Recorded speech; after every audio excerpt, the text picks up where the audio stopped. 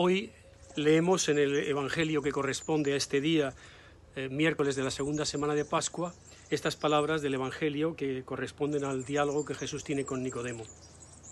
Tanto amó Dios al mundo que entregó a su Hijo único para que no perezca ninguno de los que creen en Él, sino que tengan vida eterna. En el pregón pascual hemos cantado, en la vigilia de la Pascua, Él ha pagado por todos al eterno Padre la deuda de Adán.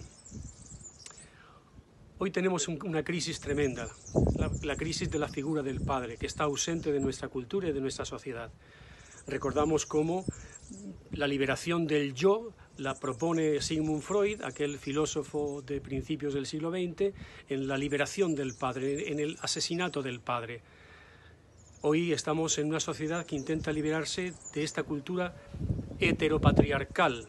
La figura del Padre se ve como represiva, como una cultura que no nos deja realizarnos. Es la filosofía de los grandes pensadores del siglo XX. Hemos visto ya a Sigmund Freud, pero también Nietzsche, también Sartre, también Carlos Marx. Todos estos piensan, identifican, mejor dicho, la figura del Padre como algo que nos reprime, que no nos deja ser libres. Nada nuevo, recordamos como en el libro del Génesis también se plantea esta cuestión, este problema. Dios no es amor porque Dios no me deja realizarme como yo quiero desde mi propia radical autonomía. A veces tenemos la tentación de identificar esta figura represiva, destructiva, con la figura de Dios. De alguna manera la paternidad de Dios no se nos hace agradable, no se nos hace grata. Un Dios al que confundimos con los dioses mayas que exigían sangre para rehacer la justicia, que exigían el sacrificio de víctimas. Ese no es el Dios de Israel y por tanto tampoco es el Dios de Jesucristo. ¿Quién es el Dios de Jesucristo? Es el Dios que sufre. Hemos escuchado en el apóstol San Pablo, Dios no perdonó a su propio Hijo, sino que lo hizo víctima de propiciación por nuestros pecados. Dios no ahorra para sí, no retiene para sí, como Abraham no retiene para sí a su hijo Isaac, en función de un bien mayor, de una multitud que ha de ser conquistada, de una nueva nación de hijos. Dios ciertamente no quiere el sacrificio de su Hijo en esta manera, que quieren los sacrificios los dioses paganos. Es Cristo quien se ofrece voluntariamente al Padre. No quiere sacrificios ni ofrendas, pero he aquí que me has preparado un cuerpo por el que entrar en tu voluntad.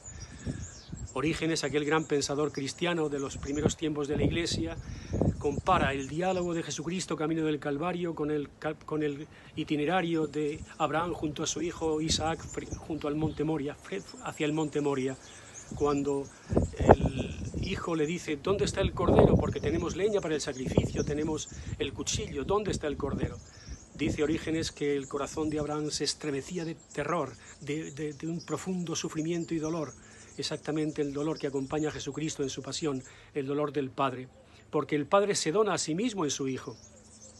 Si Cristo padece, Cristo compadece hasta el límite. Dios se entrega a su propio Hijo, no se ahorra a su propio Hijo en función de ti y de mí.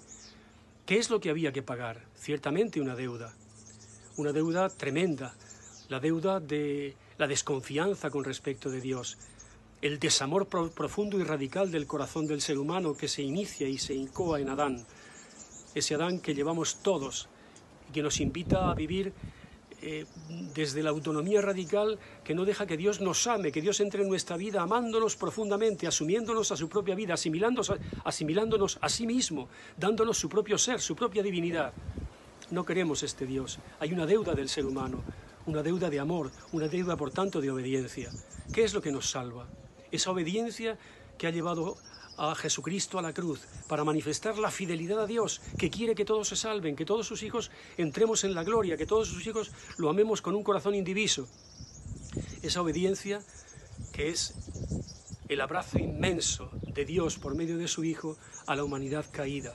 Ese amor tan infinito que llega hasta la muerte, ese amor que nos reconcilia, ese amor que nos acoge y nos perdona, ese amor que ya no tiene en cuenta nuestras miserias del pasado, ese amor que nos hace nuevos. Esta es la voluntad del Padre, que seamos redimidos a precio del amor, porque donde existe el amor, existe la cancelación de las deudas. Ya no debemos nada. Lo veíamos ayer en la figura jurídica del RIB, ese juicio en el que no hay ni juez ni testigos, sino que simplemente consiste en la presentación ante el pecador de las propias barbaridades que ha hecho, de las consecuencias de su deserción, de su pecado, de las consecuencias terribles de su desamor. De tal modo que, confrontado las propias miserias, descubre que hay alguien que le ama, hay alguien que restaura la justicia radicalmente, porque evita que exista ningún culpable. Recordábamos, la tumba está vacía, ya no hay un cadáver que nos acuse. Al contrario, hemos sido reconciliados, hemos sido disculpados. Así te amó Dios, Israel. Así te amó Dios en la cruz de Jesucristo. Así te amó Dios, Iglesia Santa, purificada por la sangre de su Hijo. El sacrificio que quiere Dios precisamente es este, el sacrificio que le devuelve la caridad, que le devuelve el amor, que le devuelve la confianza absoluta, que lo vuelve a considerar en su verdad íntima de un Dios que ama. Que este miércoles de la segunda semana de Pascua nos llene del gozo de la resurrección de Jesucristo, que nos amó y se entregó por nosotros.